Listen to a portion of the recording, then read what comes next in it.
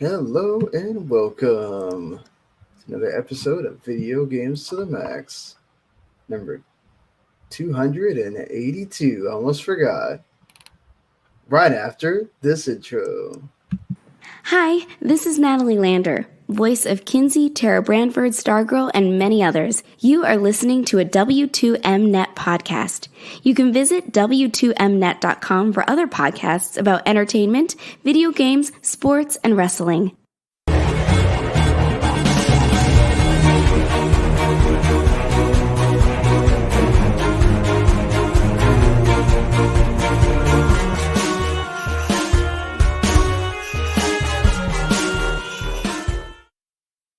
You are listening to Video Games to the Max. All right. Well, this week has felt like it has taken forever with all of the news that's been going on between great game releases to the news from today, which is the Pokemon announcement of on Netflix having a live action series, to this entire thing with Activision and Blizzard and all the fallout that's happened with that. We're going to talk about all that on here, along with some of the things. So get ready for all this kind of conversation. I know when it comes to the Activision Blizzard stuff, people are probably at the point of either tired of it or, well, with stuff that keeps coming out, it feels like it's just constant stuff that is happening with this. So, yeah, it's insane to me what has been happening this week. But thankfully, I'm not here to talk about it myself. Of course, here with me is Mr. Mark Morrison. Howdy. And of course, I'm your host, Sean Gummer. This is the first time you're listening or watching. Thank you. And if this is the 100th time you're watching or listening, we appreciate it as well. Of course, we are the official video games podcast, W2Mnet.com, and in partnership with Last Word on gaming. And well, I'm gonna delay the big story till later, just because I feel like give a fair content warning and all that stuff. Plus, I mean, don't want to really hit you with the hard news angle from the beginning here. So I think we should maybe talk about some other things. Enjoy gaming a little bit before we talk about the nasty side of gaming, which to be fair is not just pervasive in gaming itself. It's in all kind of work cultures. But Mark, you finished Ratchet and Clank Rift Apart, so and then immediately sold it. Immediately sold it. You just sold it. Said I don't want any more Ratchet and Clank. I got the platinum trophy. Okay. So I saw no reason to have it. Okay, that's fair too. You didn't see a reason to. It's not like a Nintendo game that game's not gonna hold its value. I'm sure by the end of the next year it'll be like $20 on PSN. Probably. Well, yeah, $20, on PSN. But I mean, I bet it'll go on sale pretty quickly. Yeah, it's not going to take very long at all to show up in the sales charts there. Right. So, I mean, that's the thing with Sony games. It differs from the Nintendo side of things.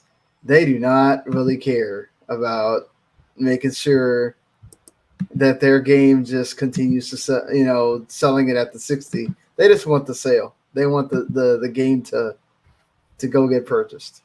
So, yeah. I mean, is there any final thoughts on the game? Yeah, I still didn't like the story. I think you play as Rivet and I think her name is Kit, the female robot, over half the game. Well, if you're gonna have another character in there, I mean, you should play with her. Not when enough. Now the game is called Ratchet and Clank. It's Rift Divide. It's not called Ratchet and Clank and his two other friends. Think about Batman, the Arkham City. You play as Catwoman, sure, but there's you play as her 10% of the game, or maybe even 20%. You still play the majority of the game as Ratchet or as Batman. And the thing about this game is like they are functionally the same. It's not like I'm not going like, oh, you know, I'm not like one of these idiots who's like, oh, I don't want to play a female character. It's I don't want to play a character that's like not introduced that well, and then like to have her overshadow the main character. All right, I mean that's fair. Also, yeah. Also, I mean, it's funny because there's actually is an invincibility cheat in the game if you collect enough gold bolts. Mm-hmm. You can actually get that before you beat the game. Yeah, and that makes beating the game a whole lot easier. I bet. And you get there's another cheat for infinite ammo. So it's like, yep, this is all right. Yeah, that helps. That helps when you can do that, you know. Yeah, it's a good game. I still think that 2016 version is better. That game is better. Yeah, just like on a design level. Some of the levels in this game kind of bugged me actually. Why do you say that? Like it just felt like they weren't designed that well, or like you're given a lot of stuff in this game, like mobility wise, like you get these like fast dash boots that make you like run quickly or just kind of like glide around the level, and only one level takes advantage of them. And it's like, why have these in the game? Like, it's like, why even have this if more levels aren't going to do anything with them? That's a fair point. I mean, maybe it's just to give you a taste of it and then say, okay, well, it kind of made me think of like a Sonic game. Like you're moving about as fast as like you probably wouldn't like a Sonic game if you get really going. Yeah. And it's like, you know, Sonic could work in this type of environment. It's just Sega's bad. Yeah. I mean, that's fair on that point. But you know, I mean, overall, it's a good game. Like, I mean, it would probably make like at present, it would make like a top 10 game of the year list for me. Right. But it would be like pretty low down there, or at least personally, at least compared to like I know what Randy would have said, you know. Yeah, Randy has it as his number one game right now. You know, as we talked about on that episode where we all kind of did our top games. And I mean, it's just all like the story just doesn't, combine well, or just doesn't, cohesive enough. Like that's like the biggest issue, really. Is like, yep. Yeah, I don't really remember people really saying that the story is what got you for Ratchet. I think it's more of just this is like, I guess, a great Ratchet game as a showcase PS5 game, and that helps, sell that PS5 and get you a really great Ratchet title in combination with that. So I think that's a good thing too. I mean, so like, I think you beat the last. I'm not even sure if you play as Ratchet when you beat the last boss. Like that's that's a definitely interesting choice there. Yeah, not even your main character. But it was overall good. Like like I said, like not a bad game, but it just felt weird to me. Mm. Well, I mean, before I had, beaten Chicory and I finished the review, so like now that has now officially become my game of the year. But before then, my game of the year was East 9 Monstrum Nox. Yeah. And you've started that. I mean, I don't know how far you've gotten into that or whatnot. Not hardly at all. I just got to like the first. I mean, I'm like a half hour in or like an hour in. Like I'm doing the first like defense mission with the other Persona users or whatever the fuck they're going to call it, Monstrums or the Monstrums. Okay. So I beat that. Like I escaped the prison. I cannot. I mean, maybe it gets easier. I cannot get that dodge down at all. The dodge? Yeah. Yeah.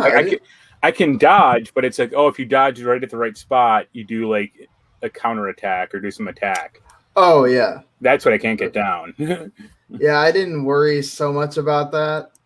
Necessarily. Like I just dodged, and I mean it's an action RPG. I mean, you try to get really technical with it, then it's really going to become kind of more annoying. So yeah, I found myself just dodge, do what I got to do, get out of the way. You know, it's cool, but you can do the little thing where you stop them and kind of do the stagger. Yeah. But I just didn't bother with it because it's more of a hassle trying to get that down, get that right. You know. Yeah, I noticed. Yeah. Yeah. The other thing I got, I picked up 2 games. I picked up Mega Man X2, which is authentic, which is really nice because I got it for way under price. I got it for like $100, and the label is kind of messed up a little, but it's not bad. But it goes for like $160 at least. Yeah, it's not bad at all. Yeah. And then I also picked up Gravity Rush 1 Remastered for the PS4. Used from GameStop, which I guess it is kind of rare. Yeah, I think so. Yeah. Because I have Gravity Rush 2, and that's pretty common. But apparently only GameStop sold it pretty well, or they're still selling it actually. So it's like, all right, cool. Hey, I mean, you know, it's always cool when you get a rare game, but I think it's definitely one that I think people stopped really selling after a while. I mean, plus you got the Vita version as well. So right. Well, it's nice that it was actually complete too. Like it wasn't some paper case, that definitely is notorious for. Yeah. There was, I think I only have a few games that are like that with the paper case, and it was one of those well, the sale is really good on it. I'm not gonna just not do it because of the paper case, but and I tried really hard to always get an actual case. Well, I got a few that were one was the 3 I got. They were retro games, but the 3 I got were Smash Brothers Melee, Air Guys, and Tomba 1, and they all came in paper cases. And I'm like, cool. Yeah. I eventually did track down a Tomba 1 case, which is also, at the time, it was $50 just for the case. Yeah. Now it's ridiculous. Oh, I bet it's I bet an Air Guys case is pretty expensive too, probably. No, that's actually not terrible. That game, I like that game. It's not the greatest game. It's kind of goofy, but it's kind of common. It's $40 for just the disc, or if you just want the complete copy, is $70. Yeah. So yeah, it's doable. I just don't care that much about it. That one in particular. Whatever. Yeah, I looked up some old Facebook photos I took a while ago. This used store had a copy of Suikoden 2. This was 6 years ago. Yeah. A new copy of Suikoden 2 for $500. Jesus, $500. And I think even you posted at the time, that price is crazy. Or no, it's $400. Yeah. But I think even you posted at the time, that price is crazy. And now, I would never pay $400 for one game, but yeah. Well, yeah, but now that game is $1,400. Jesus, wow! I want to know who's going to pay that. Apparently, some dude on eBay last month. You better be rolling in the dough, man. Rolling in that dough. So he used to bought Mario 64 for $1.5 million. It's one of those common games in the world, no problem. Yeah, it's okay. This doesn't make any sense, but sure. Yeah. So I've been playing 3 new releases. And Scar Nexus, but I think I've talked enough about Scar Nexus, and I really didn't go that much farther in it that I really feel like I need to make any kind of comment on it. I've been playing 3 new releases. One of them, this is the review that I said I had gotten right as soon as we were going to start the podcast the other day, Death's Door, which... Yeah, you offered it to me, and I was like, whatever. And then it turned out good. Yeah, I mean, well... I said, go ahead because I had asked Adam for one before because I didn't know if we were going to get a code or not because the only other time I had asked for a code from this person who they also handle a bunch of different other indies and stuff like that, I got denied right away. So I was like, oh, well, this is a big game. This is a big indie. They're are they going to say yes or not? And I thought, okay, well, maybe I'll say no. So let me go ahead and ask Adam just to see, even though it's only $20 and definitely it's worth the $20.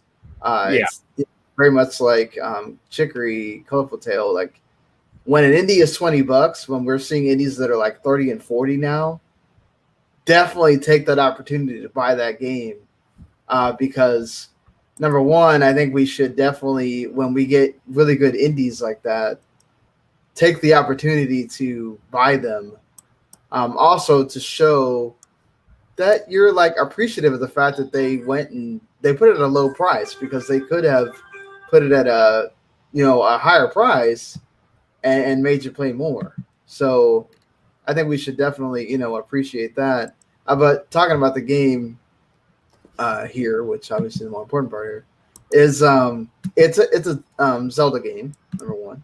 So you're going around and it's a 2D. You're trying to find keys and how to unlock doors, switches, that kind of thing. But there's also the combat.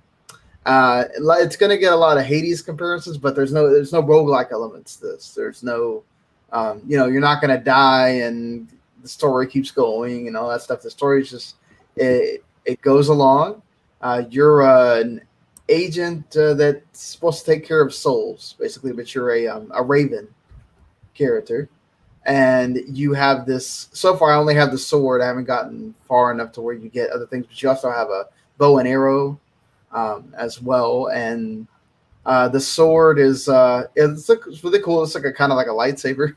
If you haven't seen any gameplay, but I just love the aesthetic of the just kind of a drab look to it, and then also just I like the enemy characters have this kind of gothic, kind of creepy look to them. But so far, I've really enjoyed. I think the boss battles, I think, are what you're going to get a lot out of for this. I've gotten through 2 bosses. One of them is this gigantic castle-looking door, which is pretty cool looking.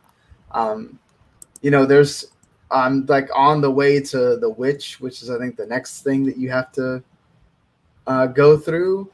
But man, I'm enjoying the game as a whole, and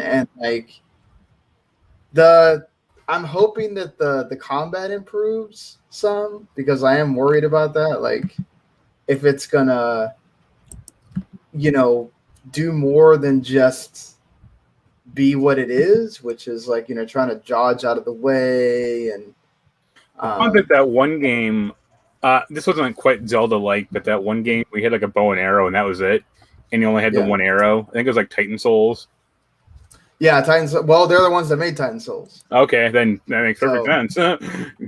Yeah, they're the ones that made Titan Souls, and I feel this is definitely a step up from that. Yeah. And they do let you part of what you're doing is also gaining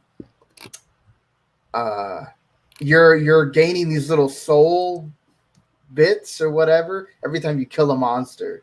Yeah. So there's that, and then there's also these soul orbs that you get randomly from solving a puzzle, or not a puzzle, but opening a door and then finding it there or whatever. And you'll actually go and eventually it's expensive. It really is what it's kind of encouraging you to do, is because every time you die, there's save points, but you're not starting okay, I died at the boss, right? You're not starting right at the where the boss is. You're starting where you open the door.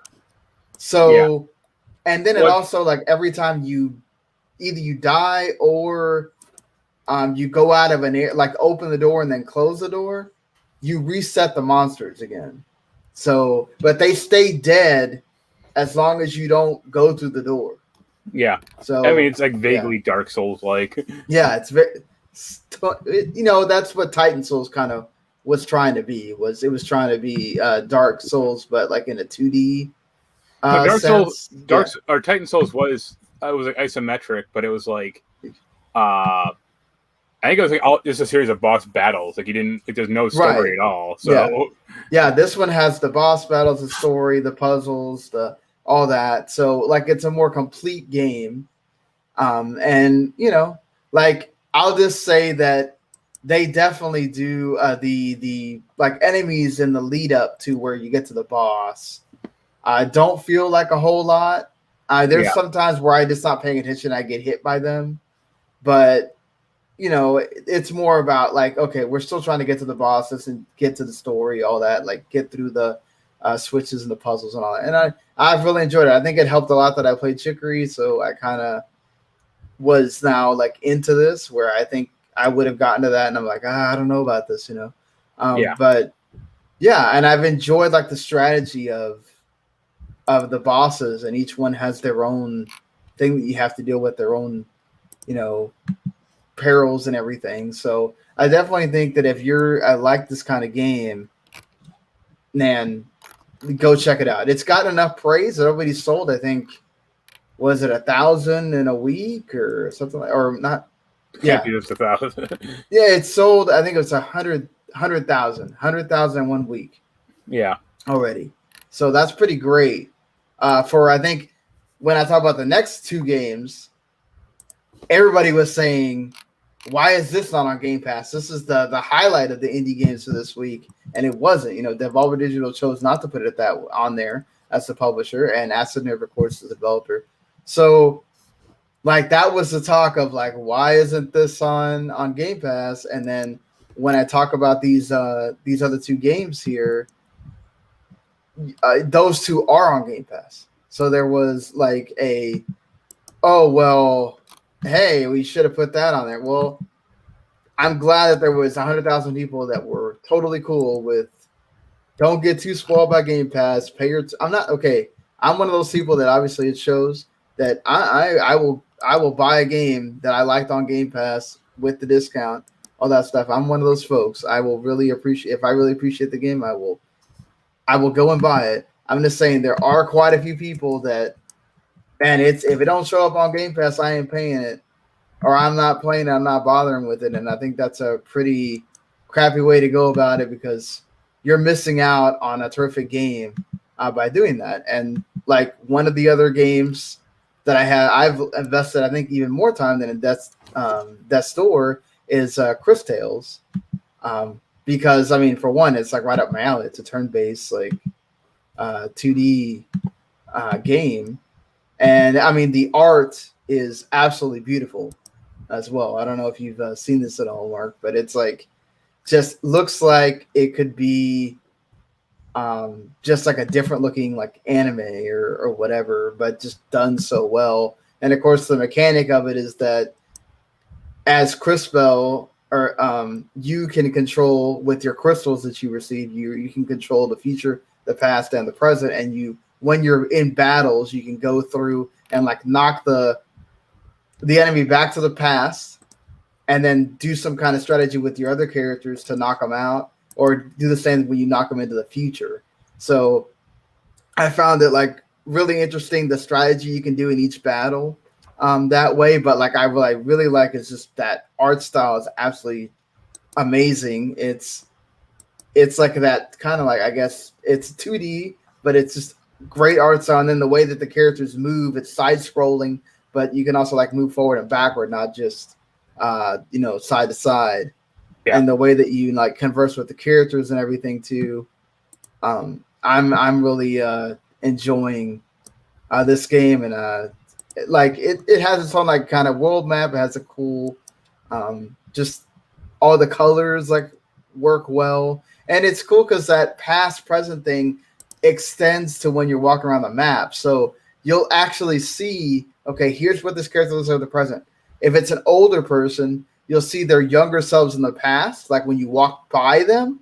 And then when you walk the other way, you see the future. You may not see them there because they're going to be dead, right? If they're that old. Or you see like a younger lady with her daughter. The daughter's grown up and the mother's much older. Like it's a cool kind of aesthetic that you get to see as you walk by and you notice different things. So like I really appreciated that they were that they added that mechanic, and it wasn't just to the battles, it's in the entire time that you're playing the game. So right. It's a cool thing that they actually went like full bore with, and I appreciate that. And the last one, which they showed this was kind of like one of the big ones that was shown off for E3 or not. Well, not yeah, E3. And so like it's the Annapurna game, Last Stop, which surprised me when they announced it was going to be in Game Pass because I was like, well, Annapurna games usually do really well. You don't have to put them in Game Pass, but it was cool that they, from day one, put this thing in there. And it's definitely your Telltale game, but with a bigger hook to it, I guess you could say. Like, this has a small prologue, and then it has 3 different stories. Yeah.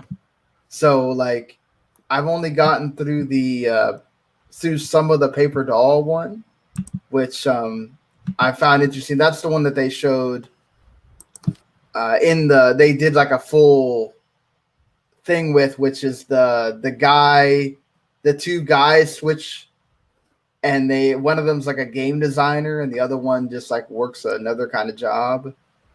So it's interesting, but it has obviously a bit more motion and stuff like that than your like other Telltale games. But yeah, I've liked it, but I think you definitely need understand that it's that kind of game. It's not trying to be anything else. So if you like those kind of games, then this is right up your alley. If not, then it is what it is. But I do appreciate the 3 different stories and what they tried to add there with those. So there is that. And I mean, that's what I mean. You got Death's Door, you got Cris Tales and Last Stop on Game Pass there. So go check that out. And then you got The Ascent in a couple of days as well, hitting Game Pass, which I'll talk about next week. A friend of ours, Kyle, is reviewing that for Outer Haven, but I was just like, man, I don't want to. I could have asked for that. I could still ask for that. I don't know if you're interested in it at all, Mark, but like, I didn't want to add another thing to my plate that I'm already doing. So it's like, let's we'll just kind of, I'll just play it on Game Pass and check it out there. Right. But yeah, so I mean, that was a lot for us to go through and talk about, what we're playing. And I'm glad to be kind of playing games and not be tied to like, oh my God, I got to freaking write this thing. It's been too long. So I appreciate being able to just check out games this week, especially with all the other stuff that's been going on. So I'm again gonna we probably should talk about the Activision stuff here, but I'm gonna Activision Blizzard stuff. There's more Blizzard than Activision, honestly. So I'm going to keep the tease going, keep making y'all wait a little bit for us to talk about that. I know this is a bit old at this point, but EA Play happened as well, the EA Play Live thing. I thought Xavier Woods, Austin Creed did a really great job hosting.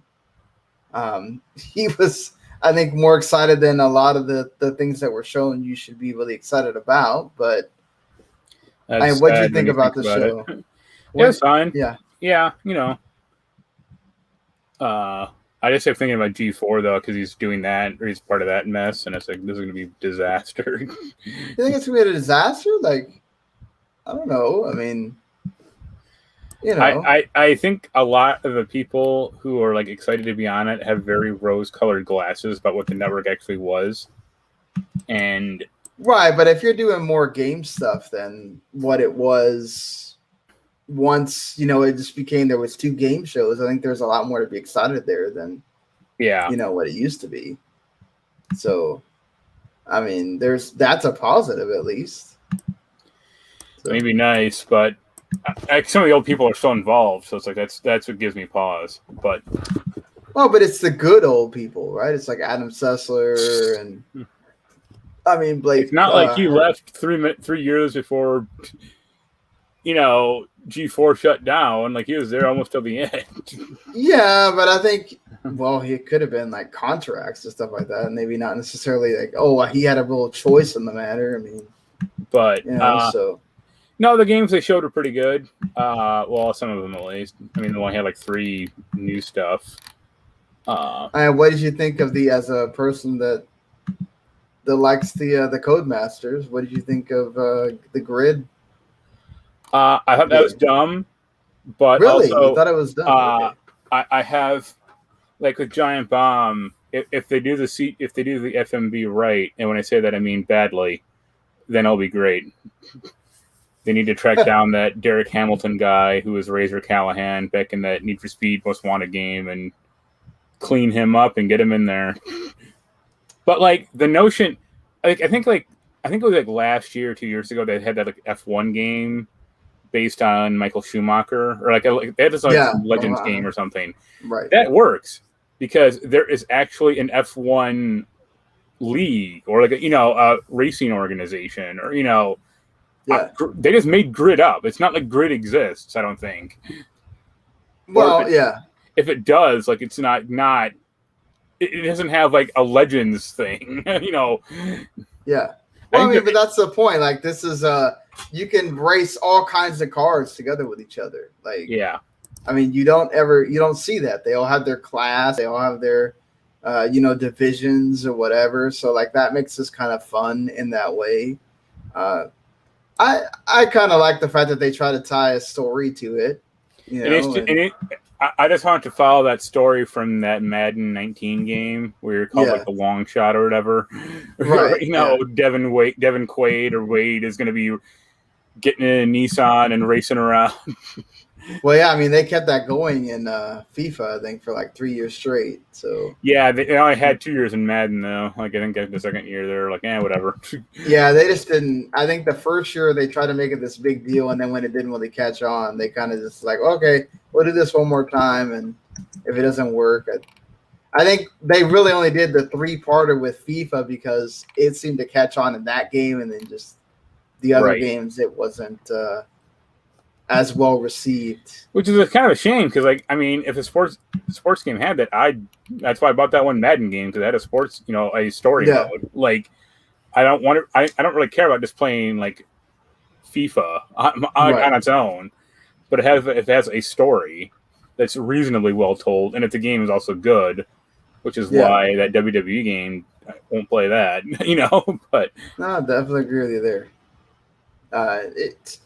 The thing is, I don't know. I just liked it from the fact that they try to be something different, and they made Codemasters a big deal. Like they of course they paid a lot of money for it as well, but like that they were letting them continue on with their games. Like the first thing I was scared about was, like, I think you said it as well, that oh god, they're just going to use them as another Need for Speed studio. I mean, I'm sure that's coming. That's the thing is, I'm sure this game was already in development because they alternate grid and dirt games.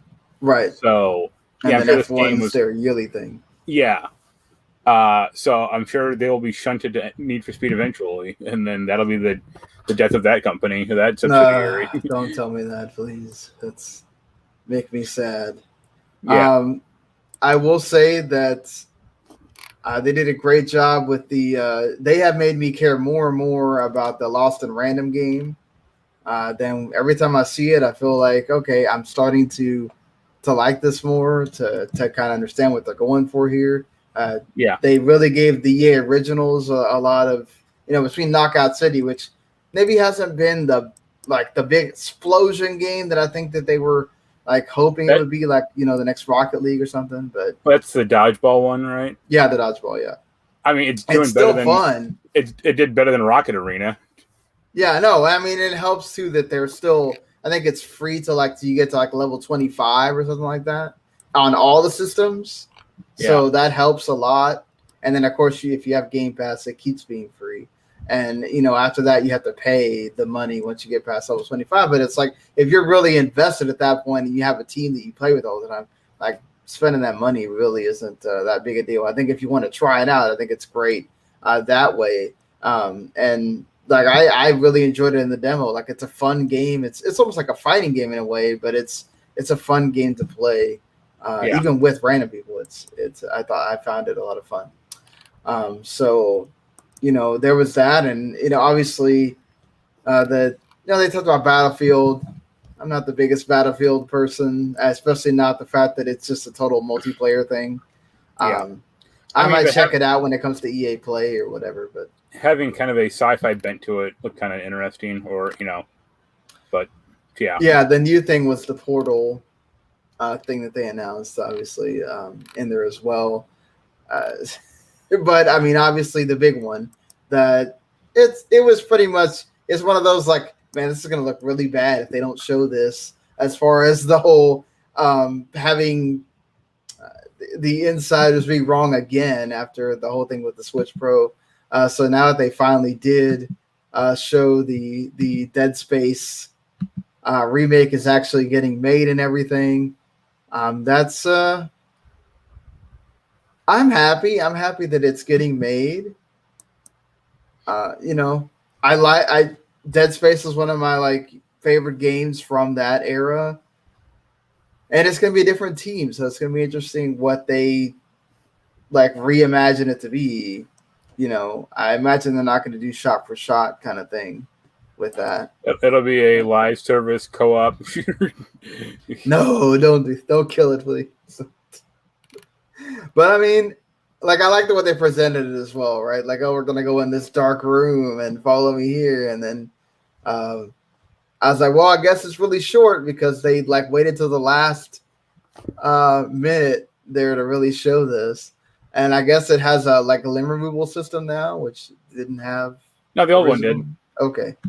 Because that's the whole point. Is you're not supposed to headshot the necromorphs. You're supposed to cut off their arms and legs. Yeah, I mean, what did you Are you excited about Dead Space coming back? I played the first one a little. I didn't get too far into it. I thought it was fine then, so I'm sure this will be fine. Reasonably fine. I'm sure that it's kind of modernized it like they did Resident Evil. They're not going to screw with it too much because what's the point? I agree with you there. I would think that they wouldn't screw with it too much, but I mean they could also maybe add some things that weren't in the original either. So the one thing I'd like, I mean, I know the first game was noted for not having it. It'd be nice if this game had more of a HUD or had an option. Well, I think they removed the HUD right to make it look scary, to make it kind of to make it more immersive because your health is on your spine and you're oh, you can see the ammo count on the guns and it's that's not. I mean, the health is one thing, but guns, that's a little hard to see, especially in the thick of battle. It's not this isn't a first person game. Yeah, definitely. But still, I'm glad that they're getting to do this, bringing back. I mean, obviously it's difficult because it's not the virtual team. I think people would want that, and it's kind of sad in a way that to bring that game back after you killed the studio and all that stuff. But again, it's one of those things. If you buy this, maybe there is a Dead Space 4 in the future. Who knows? Or maybe at least a remake of 2. Obviously, I don't think you really need 3 remade. That was the bad one. But I mean, there's a lot of people that feel like Dead Space 1 is a perfect game, or they really love Dead Space 1. So I think critical consensus is Dead Space 2 is the best one. Yeah, but there's a lot of people that love Dead Space 1 as well. So I think it's good that this is coming, and look, if you're gonna make remakes a thing that you're gonna do, then by all means do the good ones. Do the good ones at least. So getting some of this other stuff out of the way here before we get to the big Activision Blizzard stuff here. The August 2021 PS Plus games got leaked. I mean, there's still a chance that one of these is not, but this got leaked on the actual official PlayStation blog, so it kind of leads more to, there's a probably a really good chance this is going to be it. And this was already announced. Of course, the Hunter Arena Legends was going to be one of them. Of course, it's only the PS5 version, much like Oddworld. And there was another one that was like this. Was kind of Maneater, yeah, but that had already been out for a while. No. Oddworld was the one that it's debuting on PS Plus, but only the PS5 version. If you want the PS4 version, you got to pay. So this is the same thing with Hunter Arena's Legends here. is you'll get the PS5 version if you have PS5, PS4. You want that, you got to pay for it. The other games that are coming along with it, not the best lineup here, but you're getting a new game on the PS5, so that's neat. Plants vs. Zombies Battle for Neighborville on PS4, and then Tennis World Tour 2 if you're big into tennis. So I think it was Kyle who pointed out that all three of these games are like PS Plus mandatory because there's no like offline mode. Yeah. And that means I don't care about any of these games personally. Like I might be in a Tennis World Tour too, but like that game has like pretty shaky reviews. So it's like that's probably not gonna be good. Yeah, that's not a good thing either. If it was like, you know, what was that? Virtua Tennis, that old like Dreamcast game, or Virtual On? No, not Virtual On. No, Virtual On. Virtual Tennis. Tennis is what you're thinking of. Because Sega used to make good tennis games. Right. But no. But yeah, I mean, if this is the actual full lineup, it's not bad to get a good like new game, and it's a multiplayer game, right? So it helps that it's free. We saw this with Destruction All Stars. Had a nice boost at the beginning, and then Yeah, I'll be curious about how big that Plants vs. Zombies, Neighborville population is. I wouldn't expect it to be this major population for that. I mean, I feel like Plants vs. Zombies still existing in a way is like okay. Depressing. No, it's depressing and sad, and to put a bullet in the zombie's head, please. Yeah, literally. Let's do it. But yeah, I don't know. It is what it is. But not all of these are going to be great every time. I mean, we just saw before this pack of games with Game Pass, that first part of the month with Game Pass wasn't great, and there was a lot to be like, really? That's what you're putting out? But like this back half was really great, and there's still other games I haven't even, hopefully, we're going to be getting soon with the Crimson Skies and all that. So I mean, I'm really excited for all those. Plus, you got the Flight Simulator, which I haven't checked out, but the fact that it's there, I will check it out at some point. So you got all that at least.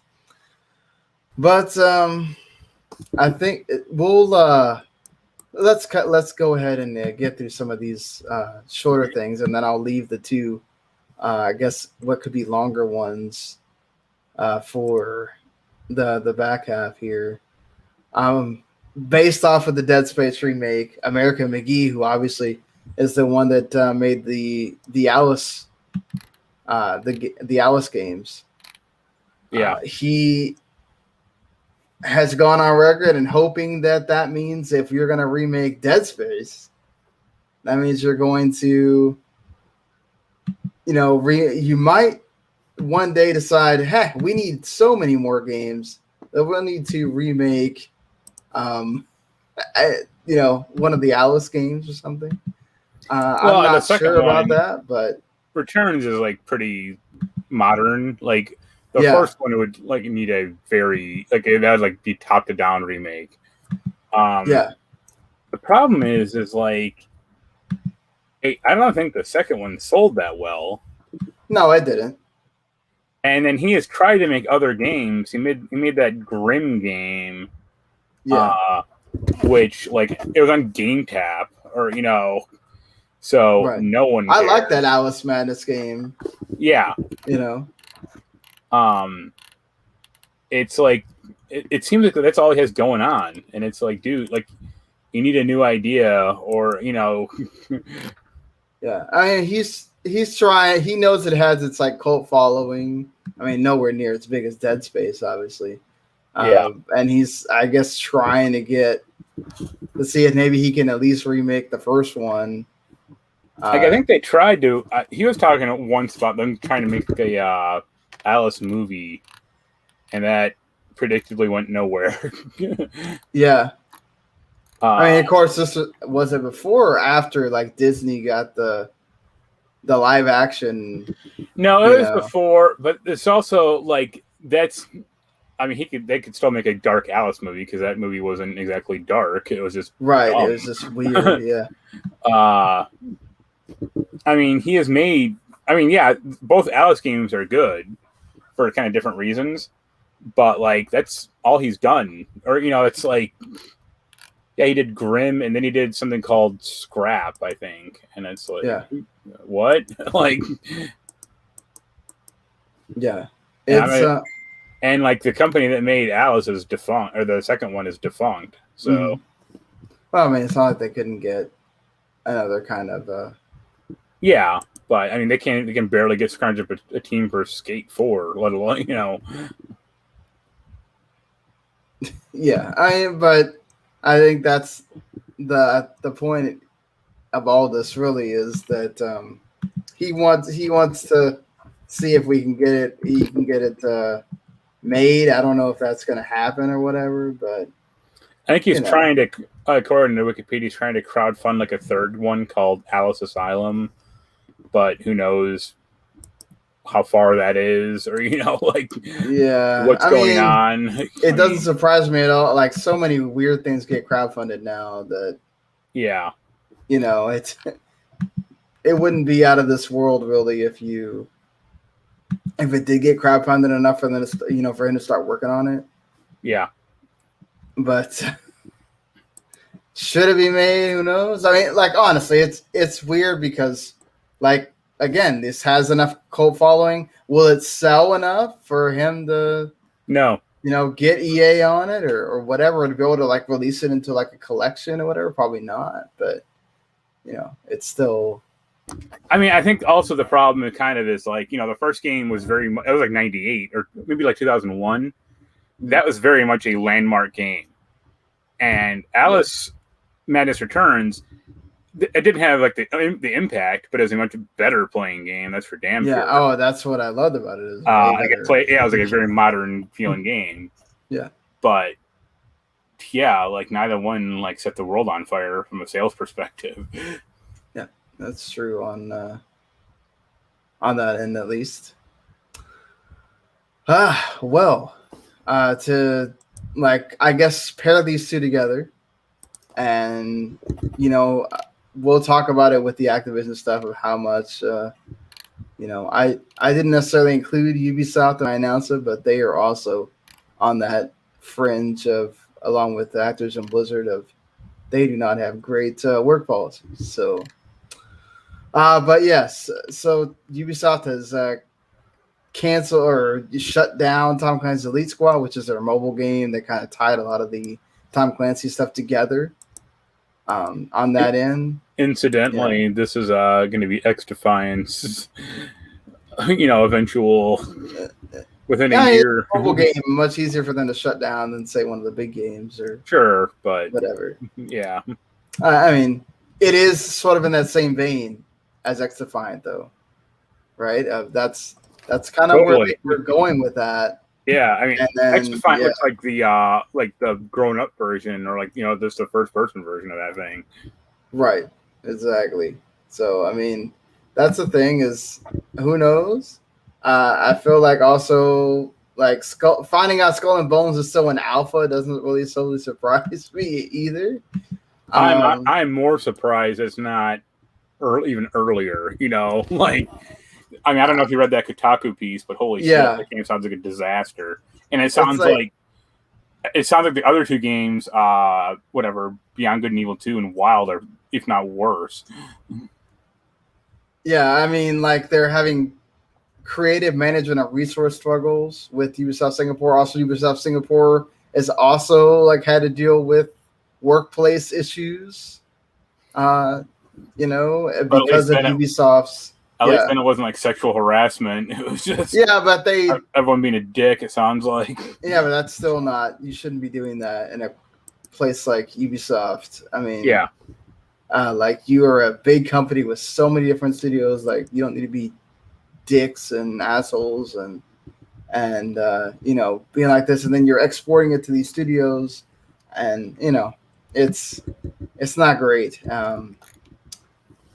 So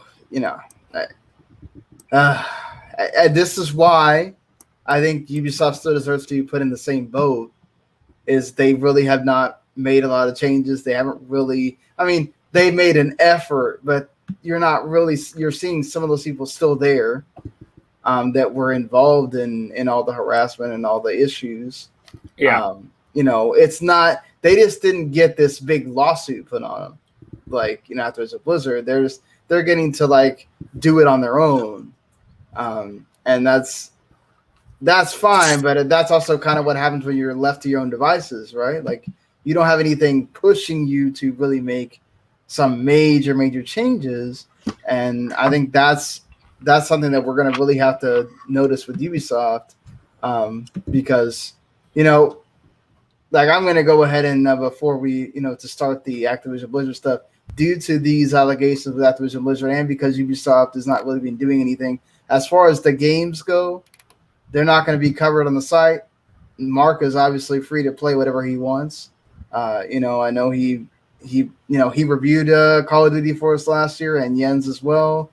And this is something big, like whenever we get something Call of Duty or Activision related or even Ubisoft, I mean, that gets traffic for the site. So it's not something that I like really wanted to just do.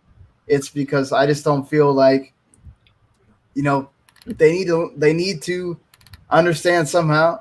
I mean, and we're not the only ones doing it. Outer Haven's doing it. Prima did it as well. I think Game Rant. So I can see I can see why like people do that. I guess my counter is twofold. One is like, it's not like Activision or Blizzard are pumping out games regularly. Like, I guess Call of Duty comes out every year, but yeah. But that's a huge thing and Blizzard's having Diablo 2 Resurrected come out this year whenever it does it. Well, now I don't know how that's going with, seeing what's happening with. We'll see if that keeps going on. I mean, that's kind of actually my only point is like, it's not like these companies are, like. Ubisoft releases stuff pretty regularly. Well, Ubisoft, I mean, yeah. I was talking more about like Activision Blizzard though. Yeah. Like they're not like a factory of gaming anymore like they used to be, Right, but I mean, I still feel like there were a lot of people that 3 months from now when Call of Duty comes out, I imagine a lot of this will be blown over, or they might have fixed it or gotten rid of we'll see. Half the people that work there probably. We'll see. So like let's go ahead and introduce this so we can talk about all this stuff in here. Now, granted, I think by this point, we're talking about basically a week after this already started is when we're getting to talk about it. So by the time you guys have probably been inundated with this, between if you're any kind of social media person, this has been all over gaming social media at all. It's been talked about like every day since this has happened. So again, I totally know that we're coming to this late. We're not going to go over everything. That's already been done. I don't think we need to do that. But I do feel like I feel like it feels weird to just, we need to talk about it. And I feel strongly about, like, it's just, this is ridiculous.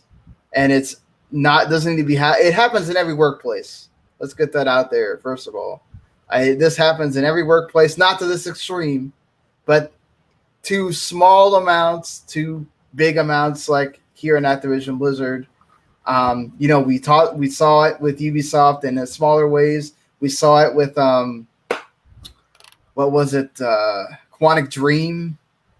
Yeah. Had issues like this.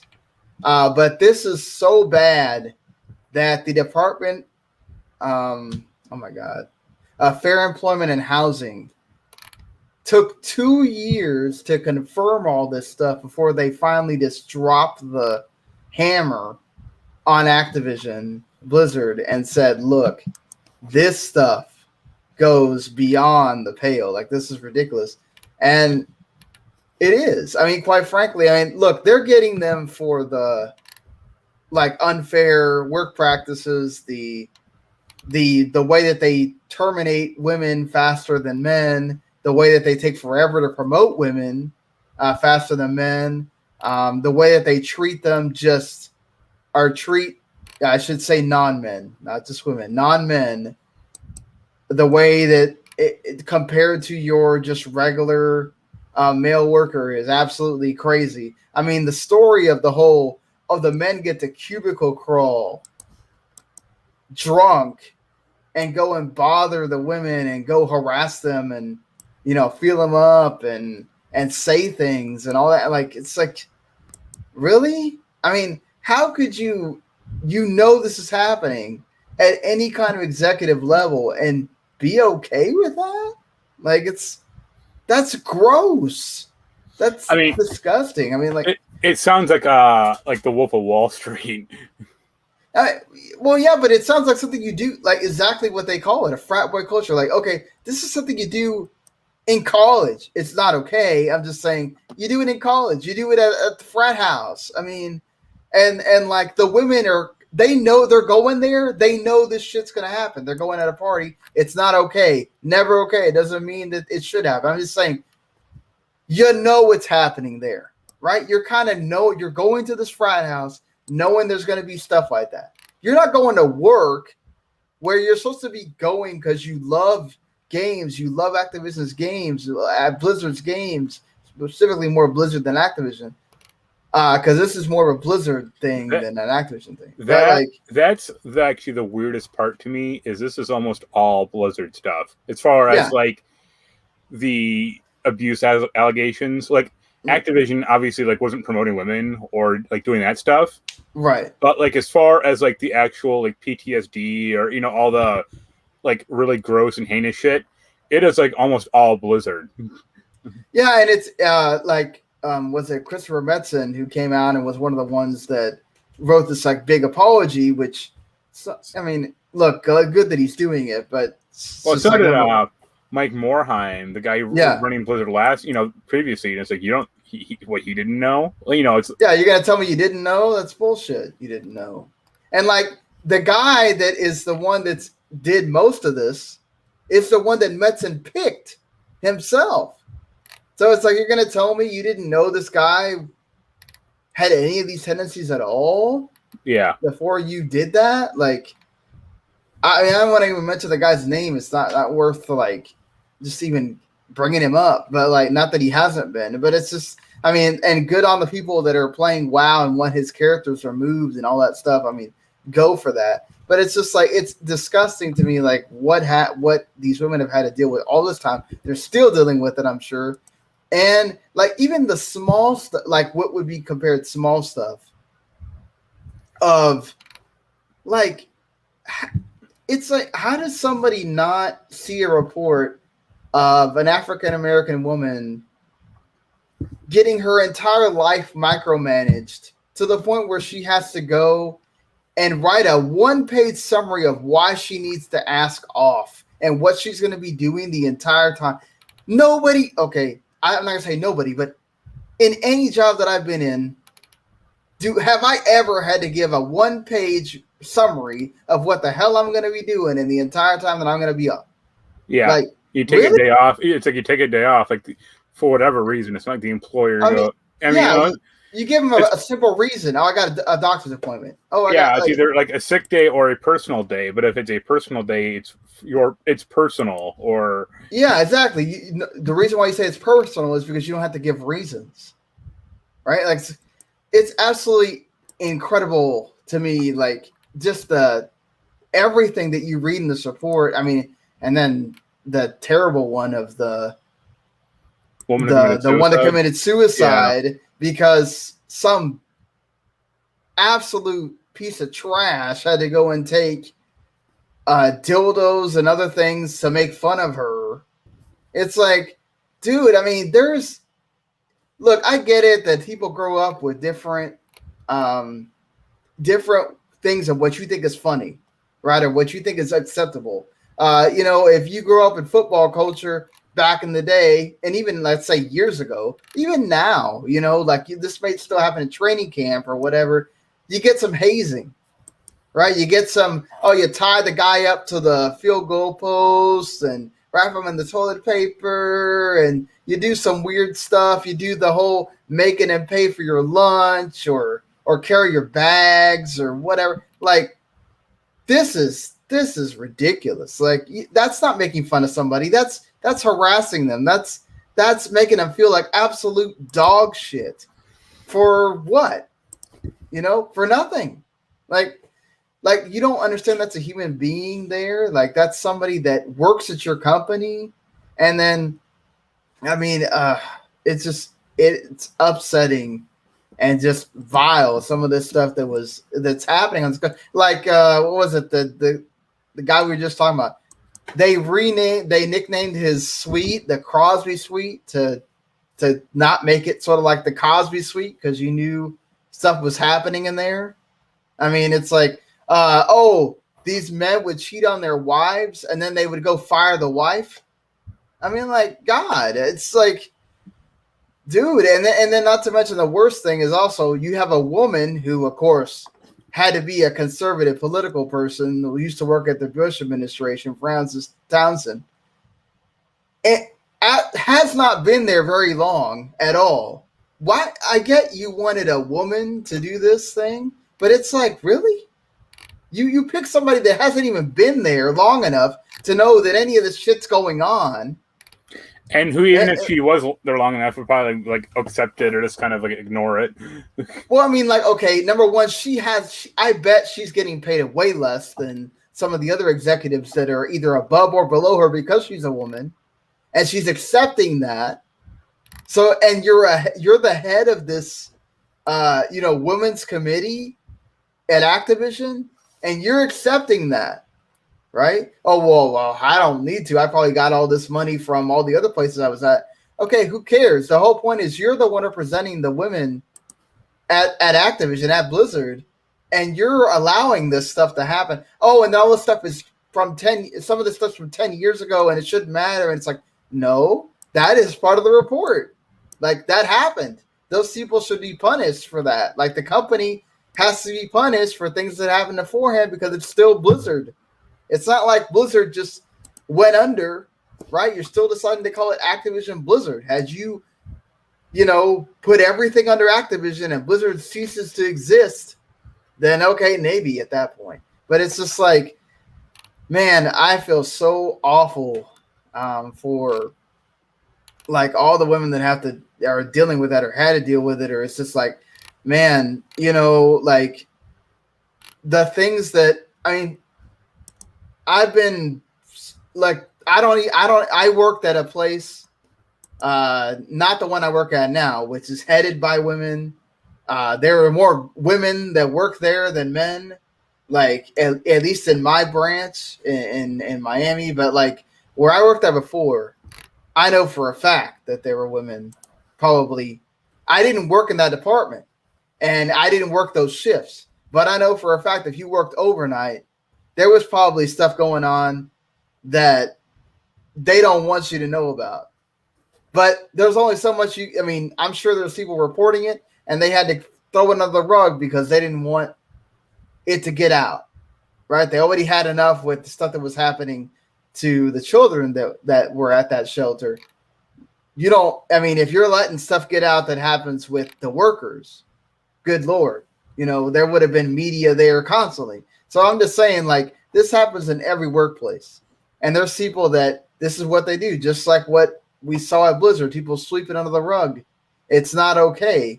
And this happens on so many places in the gaming industry. Women have been absolutely degraded in gaming. I mean, it starts from like when we were younger and even today. I mean, we see it all the time. Just women that stream, how much crap they get just because they're a woman, whether they're doing it legit or whether they're doing it in the hot tub or whatever. It's like, we see this all the time. It's going to go on beyond this, which is, hopefully this will make Activision Blizzard have to do something.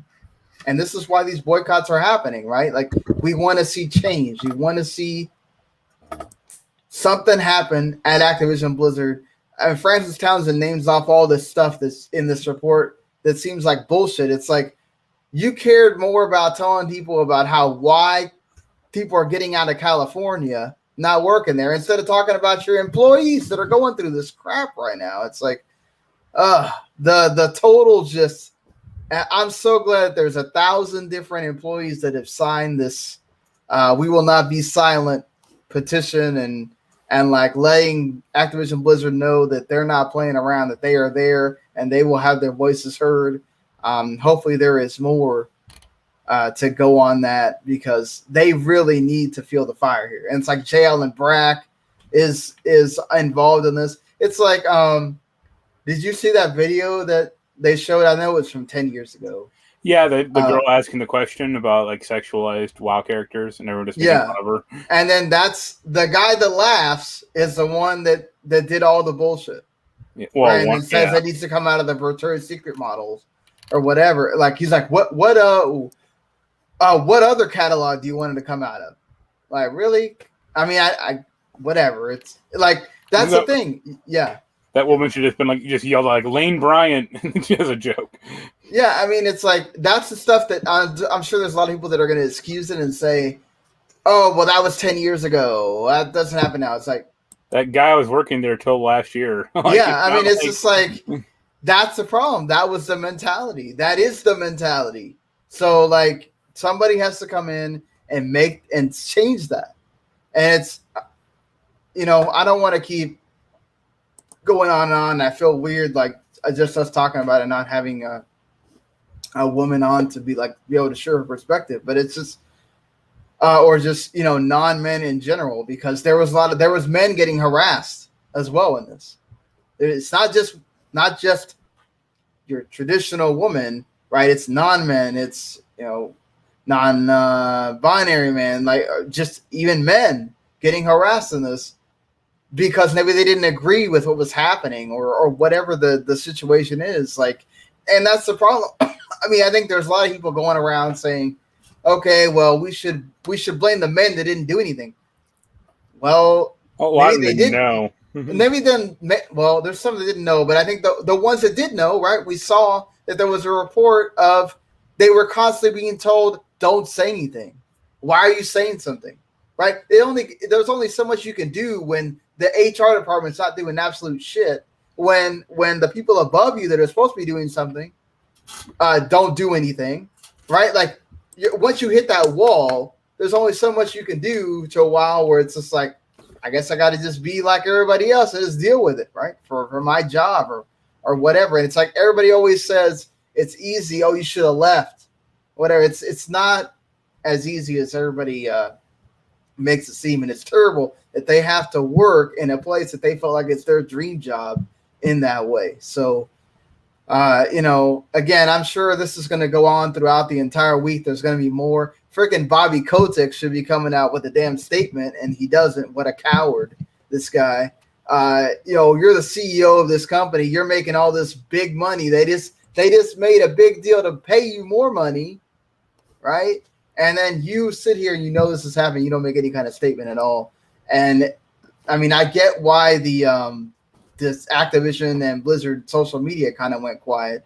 Obviously, they're in a lawsuit now. They got to be careful what they say. That all can be held against them. But it's just like, seriously, get your S together and figure out what you're going to do. And you better make some changes and hope to God that this lawsuit gets to do something, that gets to stick to them, that they can't weasel their way out of it with money, that they can't try to say, oh, well, none of this is substantiated or whatever. It was too old or whatnot. Like, I really hope that they get to be in the mud for a while. These executives that have to deal with this now. Obviously, what sucks for the developers, the people, we're seeing it, right?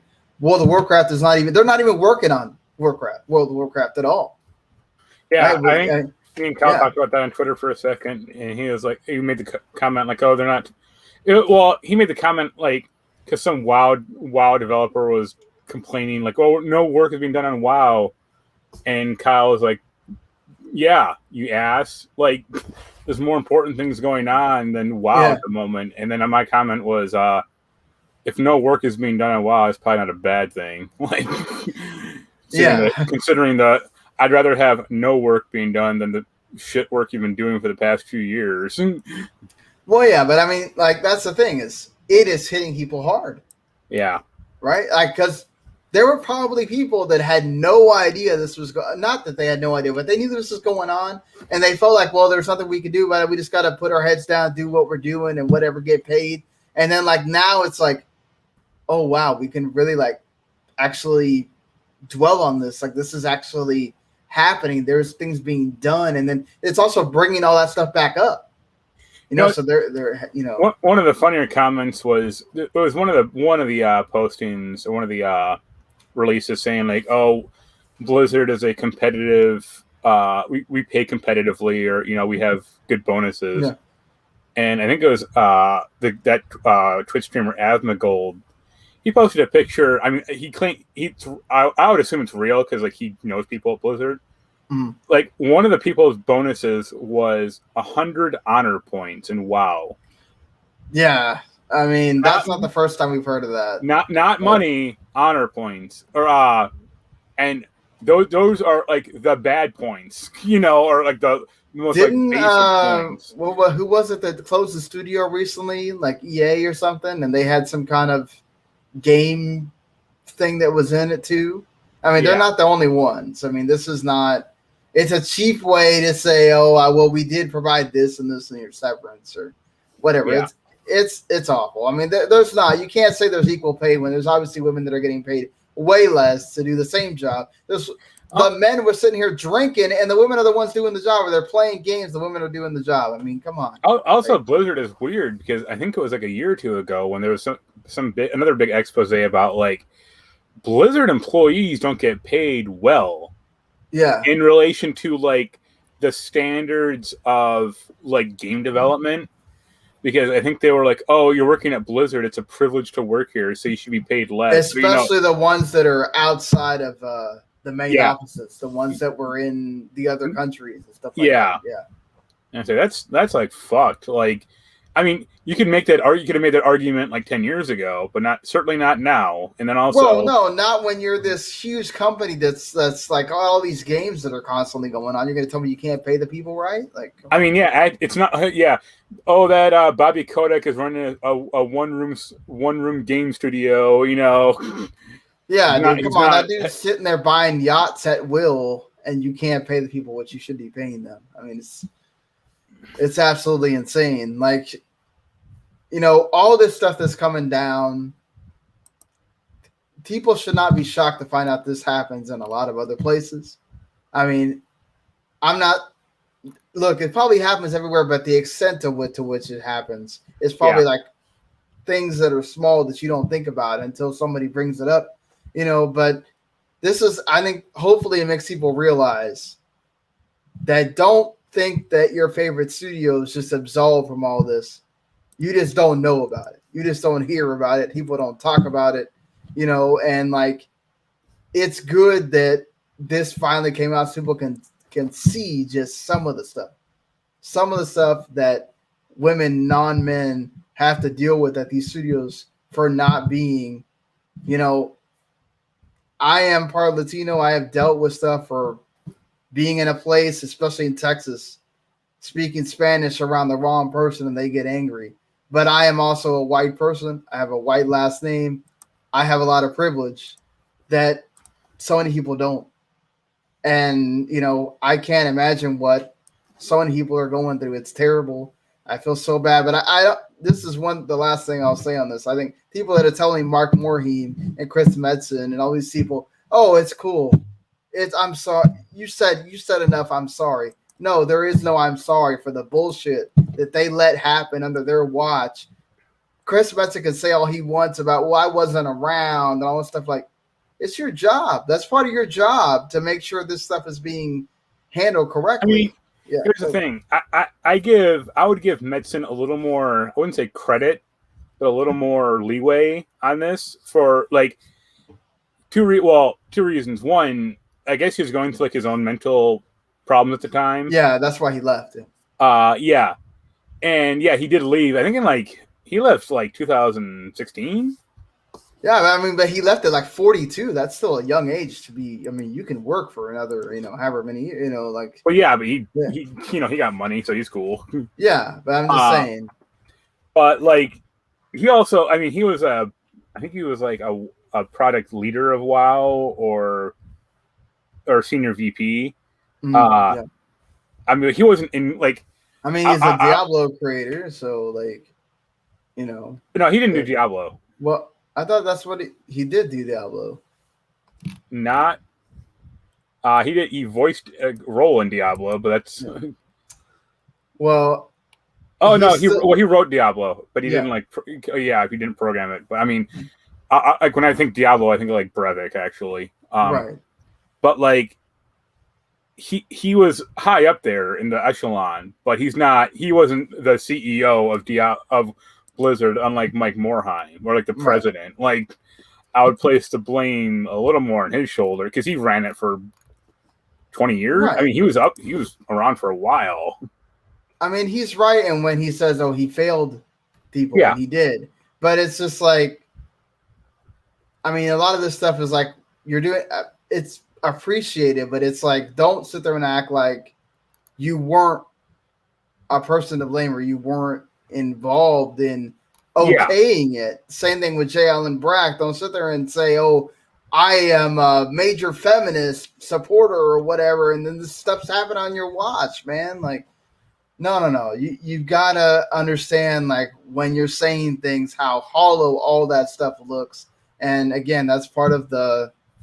But don't tell these people, "Oh, well, it's okay. Stop. Don't feel so bad about it." Like, you should feel bad. You know how terrible all these people that have been affected feel right now? Yeah. They feel awful. This is not like, then it's just, I don't know. I don't want to keep going on with this, but it's just, this is such a terrible story. And I hate that, like, in the same day that we got to talk about some really great games coming out and all that. And yeah. I mean, I think there's more to come. There is more. This whole lawsuit hasn't even started yet. I mean, they just filed it. There's going to be more out there. Like you mentioned, my favorite part is like, that woman going, or that release going like, "Oh, it's just California sour grapes," and it's like, it's a 2-year investigation. They're just making it up. 2 years to confirm all this shit. You're not going to tell them, we just put it out there. Like, come on. You could argue, like I always said, if it was like just 1 or 2 people saying that, but when it's dozens, if not hundreds, that's probably true then. And then when you have this petition of people, notice how you don't have any employees going behind you and defending you. Yeah, that means there is way more people that knew this was happening and just couldn't do anything about it, or just didn't know, or like, than people that like are on your end that knew what's happening and are okay with it. It's like, that's just 1,000 right now. We don't know in a week how many more employees, and this is also in former employees too. I mean, again, if you're going back to 10 years, there's a laundry list of stuff that's going to come out. Like, now everybody's telling their own story, right? And they can't do crap about it. They can't do anything about somebody telling their story now, because if you go and shut them up, that gives you more. That's more proof right there that you were okay with all this stuff happening. So, like I used to have a friend at Blizzard. She left like a few months ago, and she didn't like say anything specific, but she kind of made mention like she's been in abusive like work situations before. Like now with Blizzard specifically, but who knows? Like, I'm sure there's a lot of things going on. But like, do you know who Dan Chu is? Yes, I know who Dan Chu is. Yeah, like he's at Blizzard now. Mm-hmm. He posted like, I never saw anything, and it's like, he might believe or reasonably because he does, Right, it's just there's people that are not involved in that area. Yeah. They just stay to themselves and they don't ever get involved in other people's stuff. Right, and they just don't know, and they don't get it. They don't talk around the water cooler to certain people, and those people that know Yeah. Right. And it's just like, unfortunately, you're a nice person, but you're also you're a human and you don't know. And there's how many employees there?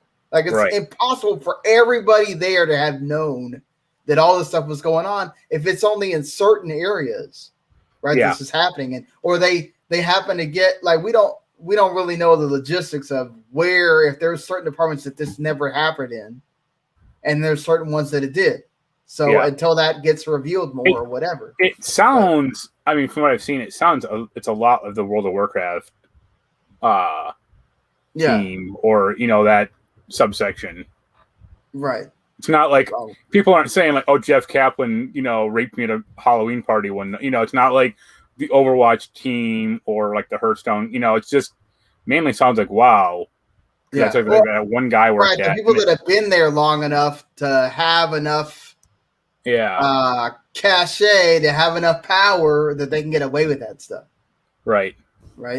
If you just newly got there, you don't have enough power as that guy, the guy that was doing all this stuff, or J. Allen Brack or whatever. So, like, either way, the fact that this stuff is happening and to this degree is awful. And Activision Blizzard deserves all the boycotts that they're getting, all the people that are angry at them, everybody that's going through this. You deserve every little piece of crap that you get, and Ubisoft needs to get in there and make some changes, do some stuff, because the fact that other report from Kotaku came out about the Singapore thing is not great. And again, just as in general, to know that like a lot of these people that caused the problems are still there, that's not great either for your company. Like, that should have been clean house, everything.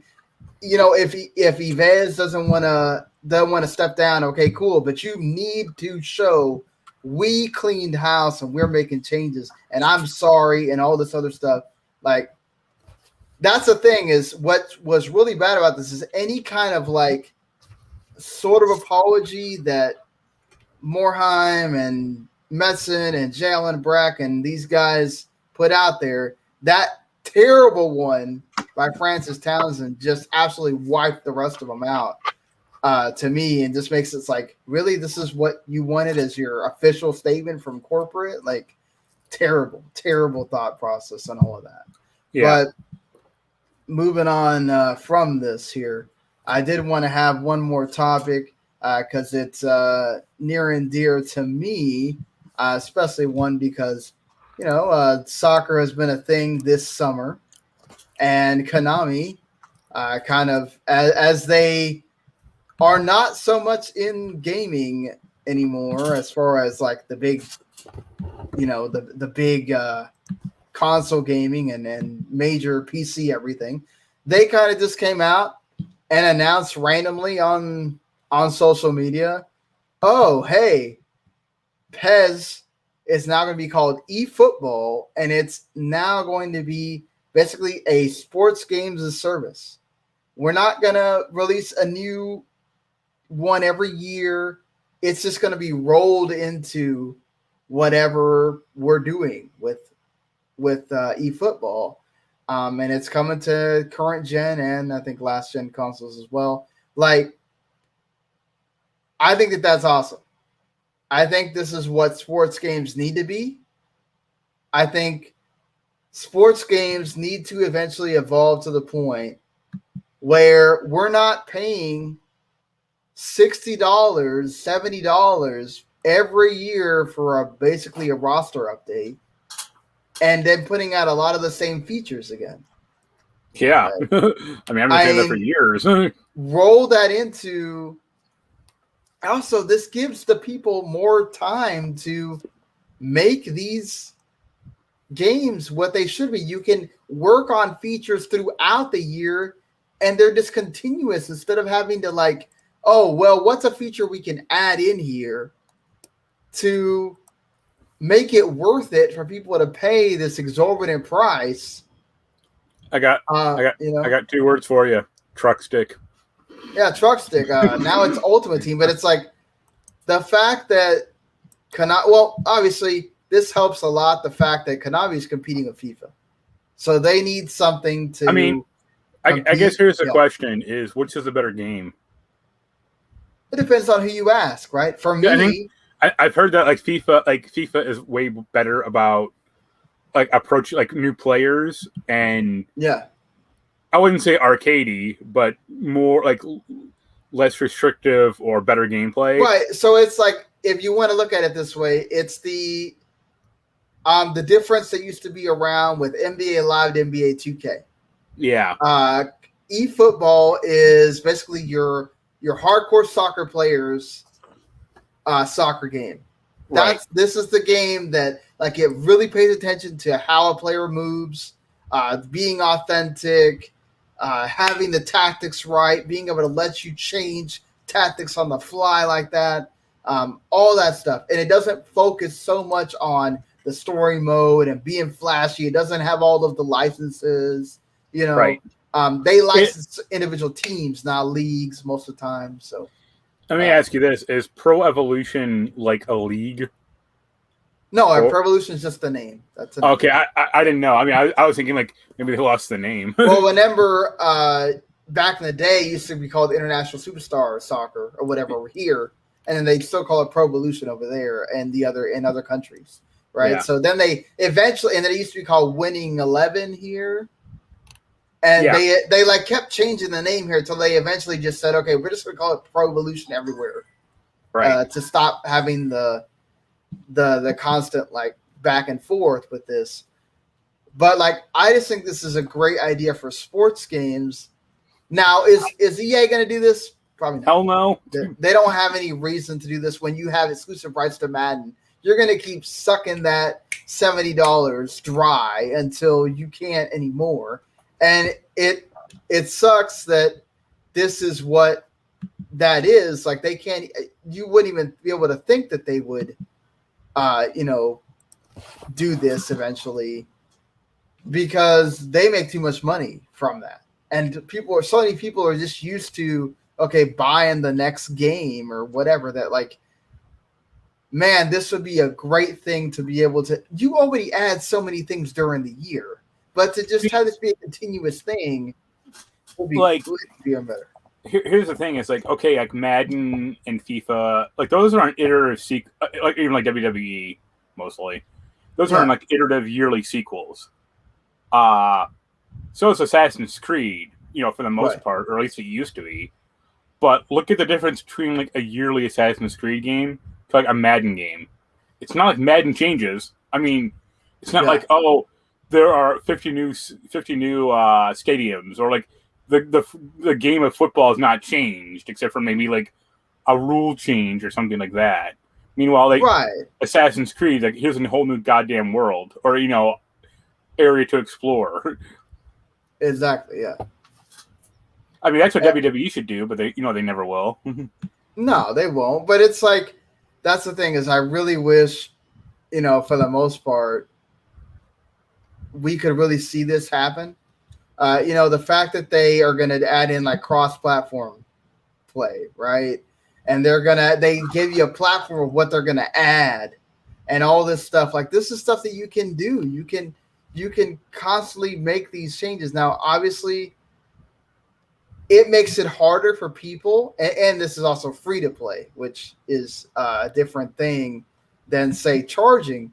But it's I think you can eventually.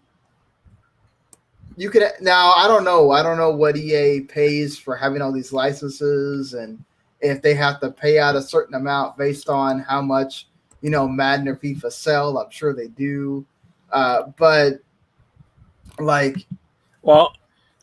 me ask you. Assuming this comes out, what would I know they said they're gonna add on to it. Mm-hmm. I think it was didn't they say $20 packs or something? Yeah, and they're gonna add tournaments and all those kind of things. Let's assume this was going to be a paid product because this is free to play. What would you want the cycle to be for releases? Well, you still have the yearly release, right? Let's assume this game came out and cost $70. Yeah. And they have a $20 roster update, or they add in whatever 5 new team, whatever stuff. But like, would you want like a 3 years for them to make a new product?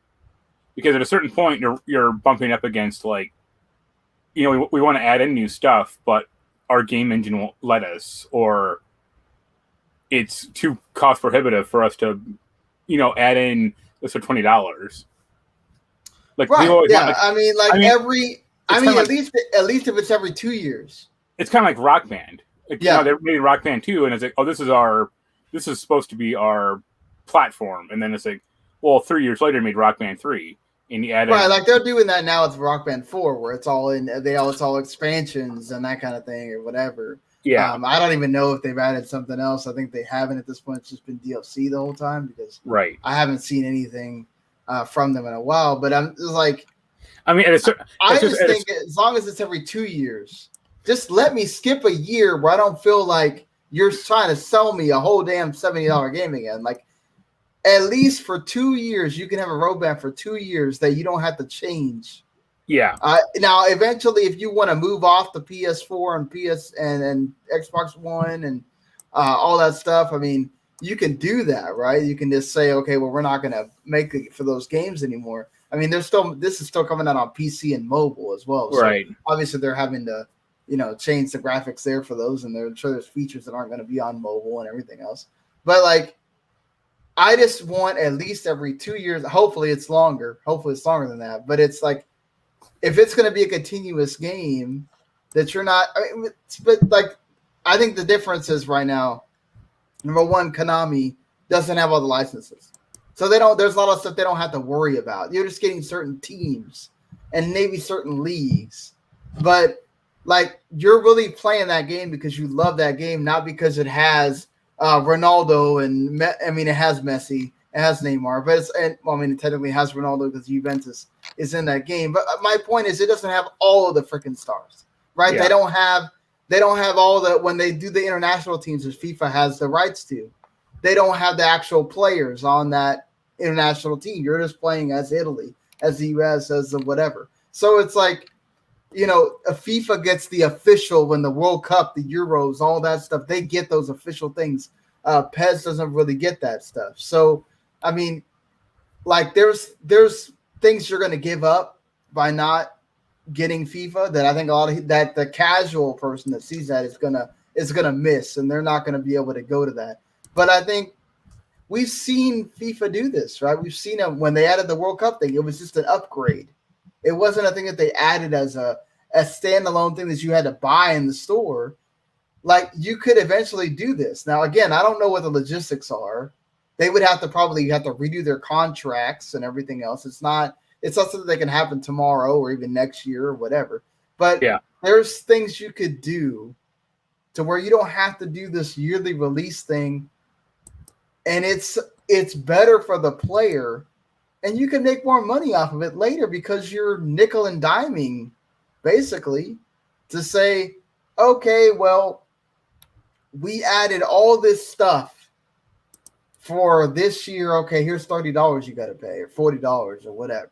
Like, instead of doing it the way they're doing with the FIFA Ultimate Edition, where it's a bunch of bullshit, a bunch of BS stuff that most people don't even play with or don't even mess with, to have to be included in that. The important question about eFootball, or is it eFootball or eSoccer? Yeah, it's eFootball, yeah. Is what are the card packs going to be like? Oh, thank God we don't got to worry about that much with the eFootball stuff. But like, I think it's a great idea. Will other people pursue it? I don't know. No. But it would PES would have to take over everything, I think, in order for that to even be considered. This could really come out and only be a soccer diehard thing, and no one else even gives it a bother. Or it'll be funny if this is actually as successful, and then EA monopolizes soccer like they did with Madden or football, 20 years ago. I don't think they would. I don't think that they would, because I'm pretty sure they've tried, and there's just there's some people that don't want just FIFA around, that I think it would be a problem. Yeah, I think it's a much easier thing in American. Oh yeah, predominantly American sports, where like There's one basically league, or yeah, baseball. It's de facto, right? It's the show. There's nobody else wanting to go against the show. That's right. just how it is. Even EA is just doing like, oh well, we bought what was it? The Slug, not what was that one that they bought the company and they made Super Mega Baseball. Super Mega Baseball. So they're gonna make the arcade version instead of going right up against them with and bringing back MVP or whatever. Right. You know, basketball is basically 2K because EA keeps tripping over themselves with NBA Live to the point where they just gave up and said, "Fuck it, it's just 2K that's going to be basketball." NHL is they're fighting against each other, but like, who cares? I mean, there's a way less contention to people that care than say the FIFA and PES battle. So like, you know, golf. Is there a competition with golf like a 2K?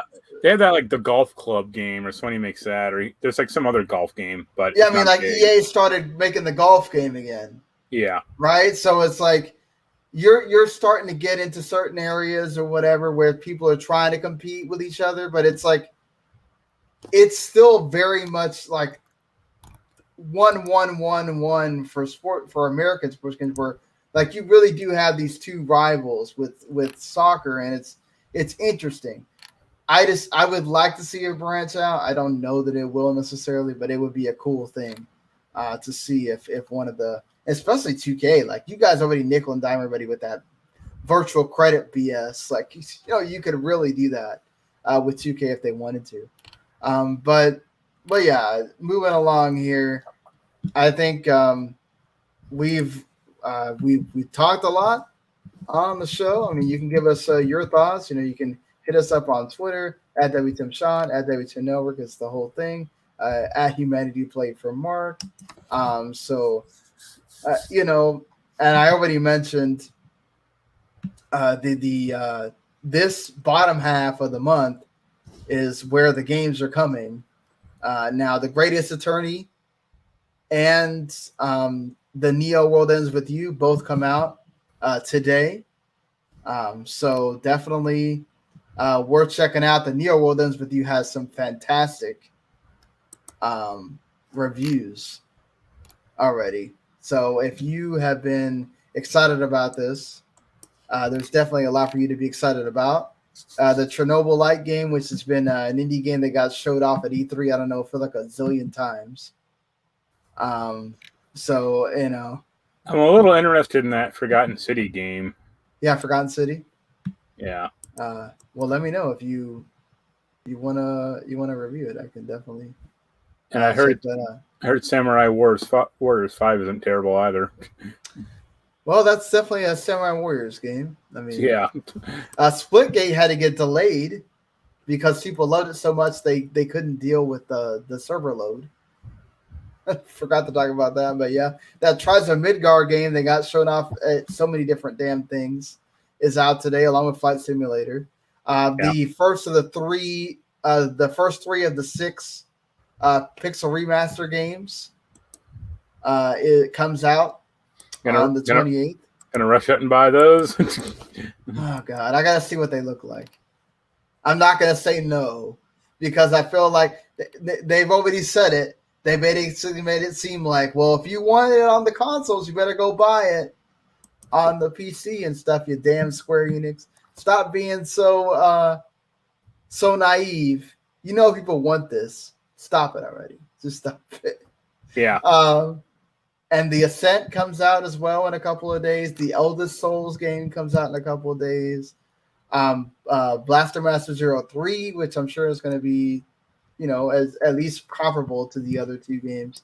Escape from Naraka, which is that like other first person like action like samurai multiplayer game or whatever. Yeah. So, you know, there's that's coming. So there's a lot for you to pick from in this last half of the month. So if you know you're definitely looking for something to play, there's something out there for you. So yeah, I think there's a little bit of something for everybody there. And then some of that stuff's going to be on Game Pass. So, Flight Simulator: The Ascent is going to be definitely, again, I already talked about it. Go check out Cris Tales, The Last Stop, Death's Door, games to go check out for that came out in the last week. So, well, until next week, I'm sure there will be a lot more with this Activision Blizzard stuff that's going to go on for a while. We're going to be talking about it bit by bit as time goes on, and there will be more to go along with that. And I'm sure there will be another thing. I think the that Annapurna show is supposed to be in a couple of days too, whatever they're going to show off of that. They always have something interesting indie-wise as well. And then we'll see what happens in the next week. Until then, everybody. See you later. Later.